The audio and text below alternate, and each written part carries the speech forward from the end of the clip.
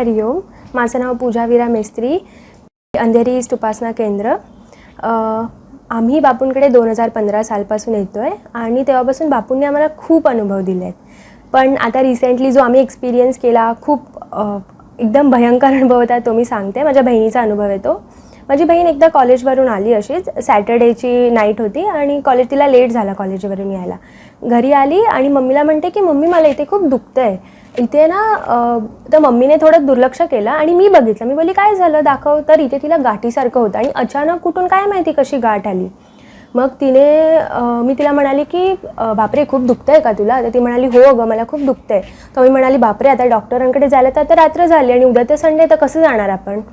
तर मी म्हणाली मम्मी तू काही काळजी करू नको, बापूंची उधी आपल्याकडे आहे. आपण ती उधी लावूया आणि बापूंना सांगूया की बापू मंडेपर्यंत जरा थोडं हिला दुखणं कमी होऊ दे, मग आपण डॉक्टरांकडे जाऊ किंवा दादांकडे जाऊ आपण. मग आम्ही काय केलं, पाण्यामध्ये उधी घातली, तिला मंतरलेलं पाणी प्यायला दिलं आणि उधी लावली तिथे. तिने लावली उधी आणि झोपली. संडेला उठली तरी दुखतंच आहे तिला. मी म्हणाली बापूंना बापू तुम्हीच साधा काहीतरी करा, तिला दुखणं खूप कमी होऊ दे, तिला खूप त्रास होतो आहे असं. मग तिने उधी लावली, बापूंचा जप करतच होती, रामा रामा आत्मा रामाची तिची माळ चालूच होती. झोपली. त्या दिवशी सकाळी ती लवकर उठून कॉलेजला गेली आणि मी आणि मम्मी पण आम्ही विसरून गेलो, कामामध्ये विसरायला होतं.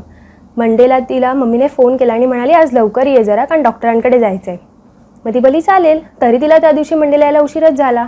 घरी आली आणि आम्ही तिला ओरडतोय की अगं काय तुला कळतं का, तुला एवढं दुखतंय, दादांकडे जायचं आणि तुला दुखतंय ना, आपल्याला ते गाठ दाखवायला हवी.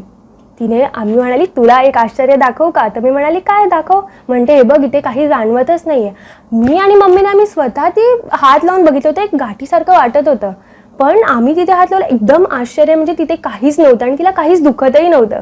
मी फक्त बापूंकडे बघितलं आणि बापूंना म्हणले बापू खूप खूप अंबज्ञ, आम्हाला तू खूप मोठ्या संकटातून वाचवलंयस.